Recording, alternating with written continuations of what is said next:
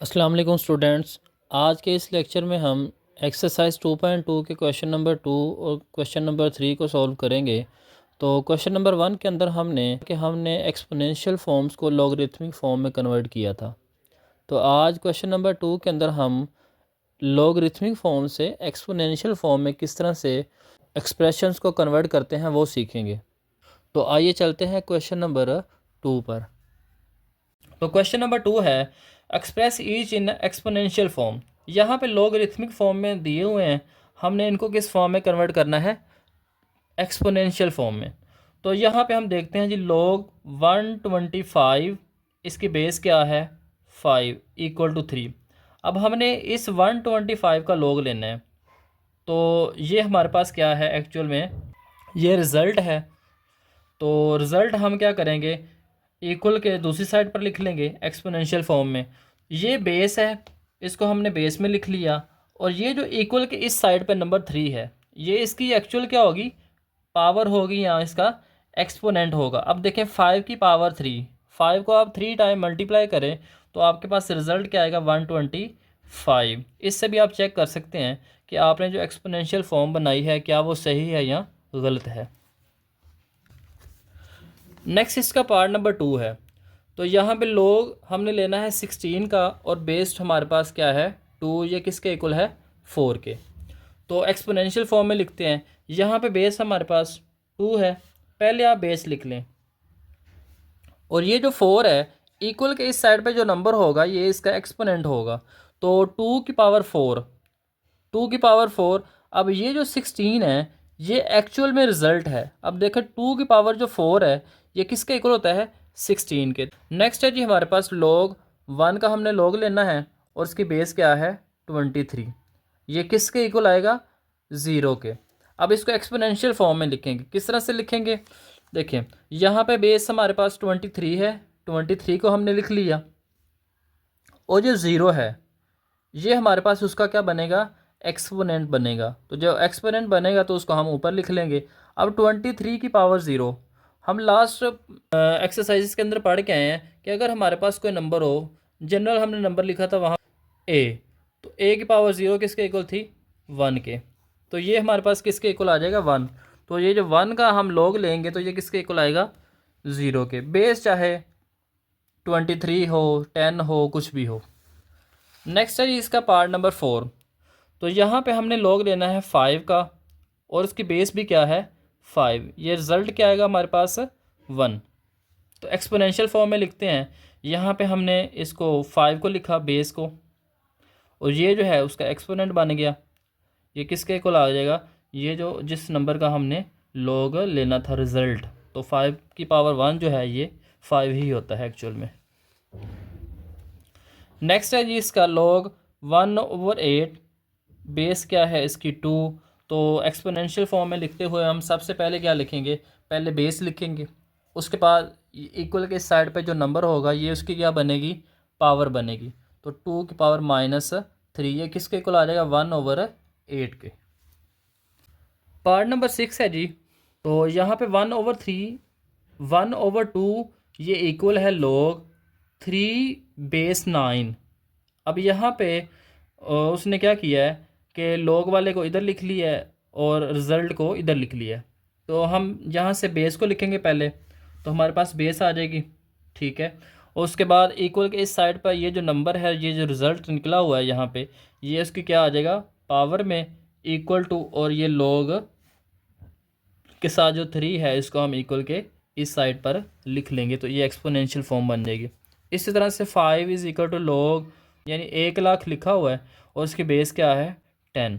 तो exponential form में लिखेंगे। तो यहाँ पे बेस हमारे पास 10 है तो बेस लिख लेंगे।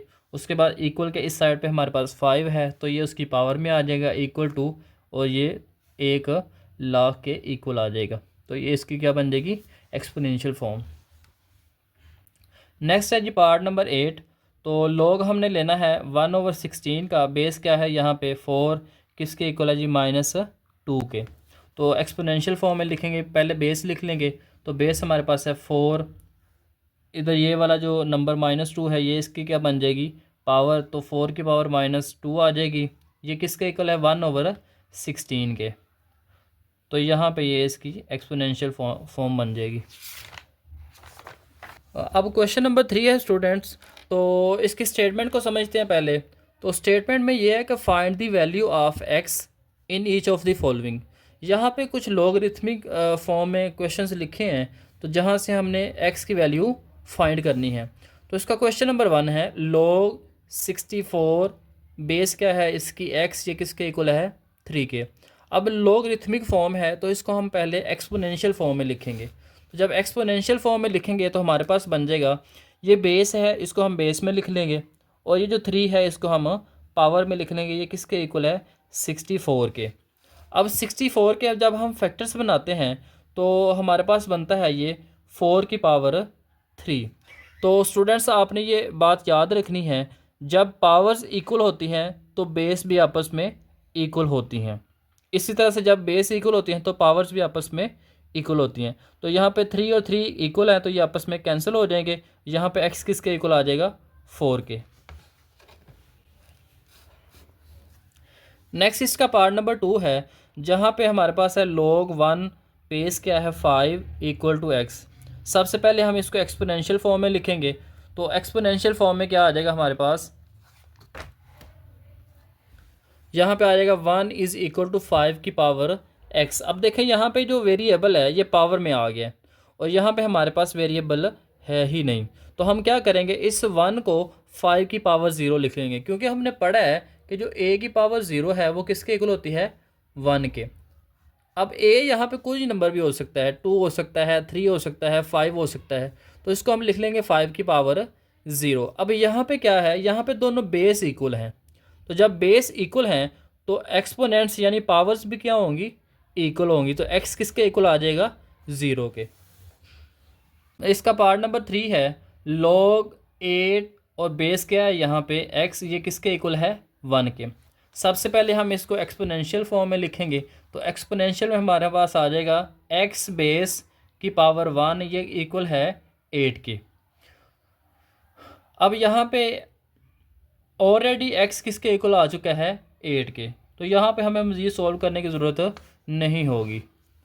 नेक्स्ट है जी part number 4 log x base 10, ये किसके इक्वल है -3 के। तो इसको पहले हम एक्सपोनेंशियल फॉर्म में लिखेंगे। तो जब एक्सपोनेंशियल फॉर्म में लिखेंगे तो आ जाएगा 10 की पावर -3, ये किसके इक्वल आ जाएगा x की। अब 10 की पावर -3 है, इसको हम डिवाइड की फॉर्म में लिखेंगे। इसके नीचे 1 है, डिवाइड में लिखा नहीं है स्टूडेंट्स। हमें पता है कि जिसका डिवाइड ना हो उसका डिवाइड क्या होता है 1। अब हम इसको जब उल्टेंगे तो 1 ऊपर चला जाएगा, और 10 की पावर -3 है और तो नीचे आ क्या हो जाएगी +3। अब 10 की पावर 3 जो है ये किसके इक्वल होता है 1000 के। तो हमारे पास x की वैल्यू क्या आ जाएगी 1/1000।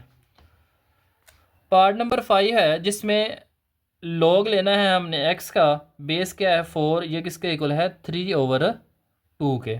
तो यहाँ पे सबसे पहले हम इसको पहले की तरह एक्सपोनेंशियल फॉर्म में लिखेंगे।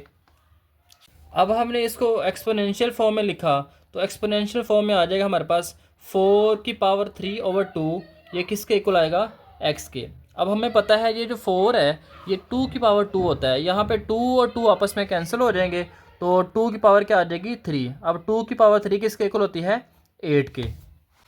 नेक्स्ट इसका लास्ट पार्ट है जहाँ पे log है जी 10 24, और यहाँ पे बेस क्या है 2, ये किसके इक्वल है x के। तो सॉल्यूशन में हम क्वेश्चन को पहले ऐसे ही लिख लेंगे, उसके बाद हम लिखेंगे एक्सपोनेंशियल फॉर्म। तो एक्सपोनेंशियल फॉर्म में हम लिख लेंगे 2 की पावर आ जाएगी x, किसके इक्वल आएगी 10 24 के। तो अब 2 की पावर x, अब ये जो 10 24 है यहाँ पे हम क्या करेंगे, दोनों की बेस को इक्वल कर लेंगे। कैसे करेंगे, 10 24 के हम फैक्टर्स बनाएंगे, तो इसको हम 2 से डिवाइड करेंगे। जब फैक्टर्स बनाएंगे तो आ जाएगा 10 24, इसको 2 से डिवाइड करते जाएँ तो हमारे पास जो 2 है ये 10 टाइम आ जाएगा।